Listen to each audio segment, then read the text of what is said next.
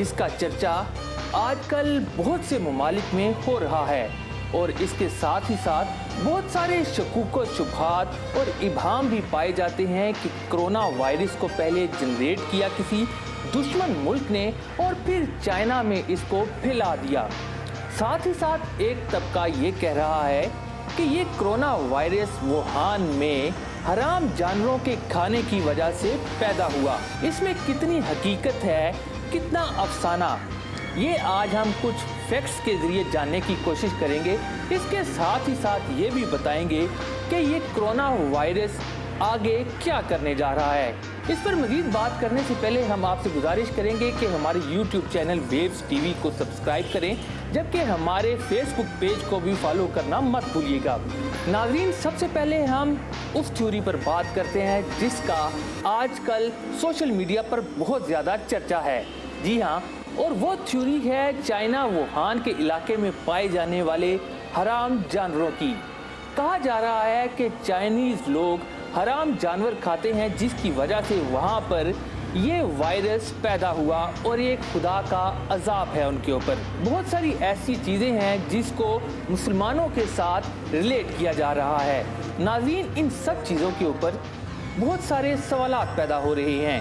سب سے پہلا سوال یہ کہ کیا کسی اور ملک میں یا کسی اور جگہ پر حرام جانور نہیں کھائے جا رہے؟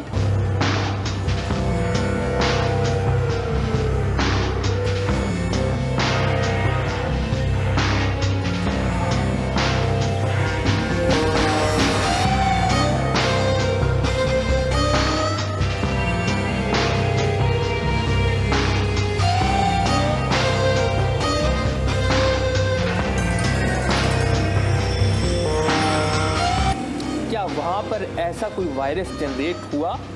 کیا وہاں پر اس طرح کی میڈیا میں کھلبلی مچی کہ بہت زیادہ جس کو ہائی لائٹ کیا گیا ہو؟ نہیں، ایسا نہیں ہوا۔ اس کے بعد دوسری تھیوری یہ ہے کہ چائنیز حکومت نے مسلمانوں کے اوپر حجاب لگانے پر پابندی لگائی اور اس طرح کی متعدد چیزیں مسلمانوں پر جو ظلم ڈھائے گئے، اس کے باعث یہ عذاب چائنا کے اوپر لایا گیا۔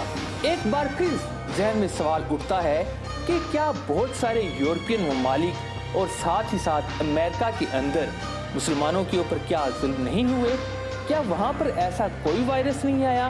کیا وہاں پر ایسا کوئی عذاب نہیں لایا گیا؟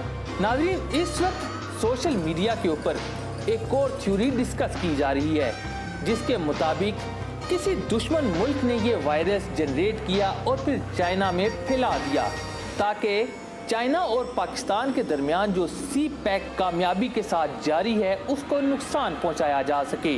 ناظرین، اس تھیوری کے اوپر بھی بہت سارے سوالات اٹھتے ہیں۔ سب سے پہلا سوال کہ کیا ایک چھوٹے سے وائرس سے اتنی بڑی دنیا کی دوسری بڑی اکانومی کو اس طرح بلیک میل کیا جا سکتا ہے؟ کیا یہ چھوٹا سا وائرس اتنی بڑی اکانومی کا جو ایک سیٹ اپ بن چکا ہے اس کو تباہ کر سکتا ہے؟ اگر ایسا ہی کسی نے کرنا تھا تو ووہان کی بجائے بیجنگ کا انتخاب کیوں نہیں کیا گیا؟ یہ ایسے سوالات ہیں جو اس تھیوری کے اوپر بھی بہت سارے ابہام پیدا کر رہی ہیں۔ ناظرین، یہ تو تھی وہ تھیوریز جو اس وقت سوشل میڈیا پر بہت زیادہ زیر بحث لائی جا رہی ہیں۔ اس کے حوالے سے ہماری کیا رائے ہے وہ بھی ہم آپ کے سامنے رکھنے جا رہے ہیں۔ سب سے پہلے تو ناظرین آپ کو یہ بتاتے چلیں کہ چائنا اس وقت دوسری بڑی طاقت سمجھا جا رہا ہے، کیونکہ اس وقت چائنا میں بہت ہی زیادہ ٹریڈ ہو رہا ہے۔ چائنیز اکانومی بہت تیزی سے ڈیولپ ہو چکی ہے اور اس کی سب سے بڑی وجہ وہاں پر کول مائنز ہیں۔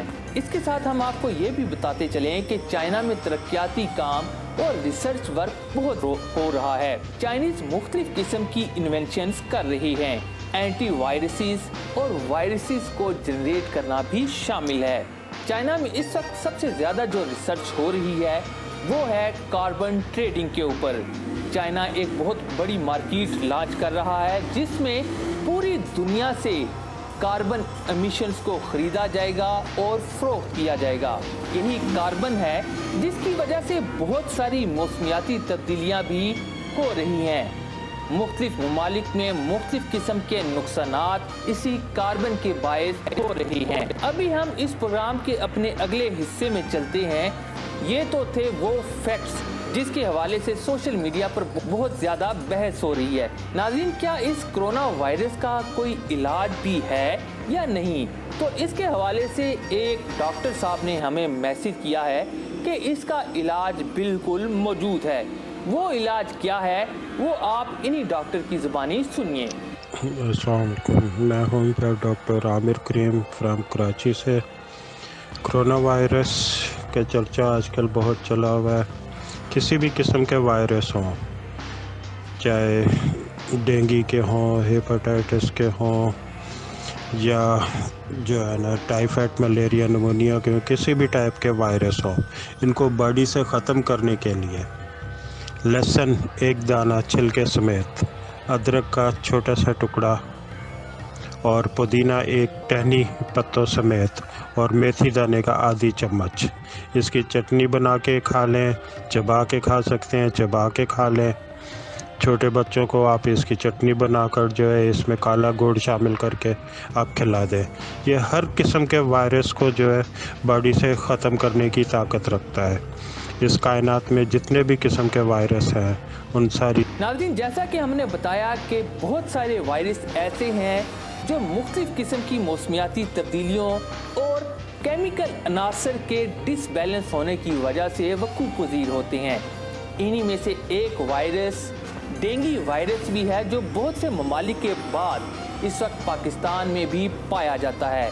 और इस डेंगू वायरस की अफज़ाइश नस्ल की वजह पानी का दर्जा हरारत और टेम्परेचर है। नाज़रीन, हम आपको यहाँ पर यह भी बताते चलें कि किसी भी चीज़ की क्रिएशन में वहाँ का दर्जा हरारत एक बहुत बड़ा रोल अदा करता है। इसी तरह के बहुत सारे वायरसेस मुख्तलिफ ममालिक में ईजाद भी हो चुके हैं, लेकिन मीडिया पर इस तरह उनको बहुत ज़्यादा हाईलाइट नहीं किया गया।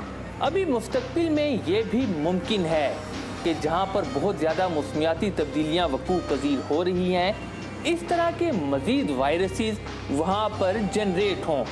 और इन शहरों में पाकिस्तान का लाहौर, कराची और भारत का दिल्ली भी शामिल हैं, क्योंकि यहाँ पर कार्बन की बहुत बड़ी तादाद हवा के अंदर पाई जाती है और अभी तक इसको कंट्रोल करने के लिए कोई खातर ख्वाह इंतज़ामात नहीं किए जा सके। नाज़रीन, ये तो थे हमारे ख्यालात और थ्योरी, ये गलत भी साबित हो सकती है, लेकिन इस पर हमारी क्या राय है हमने आप लोगों तक पहुंचाई। अब आप लोगों की इसके हवाले से क्या राय है हमारे साथ ज़रूर शेयर कीजिएगा।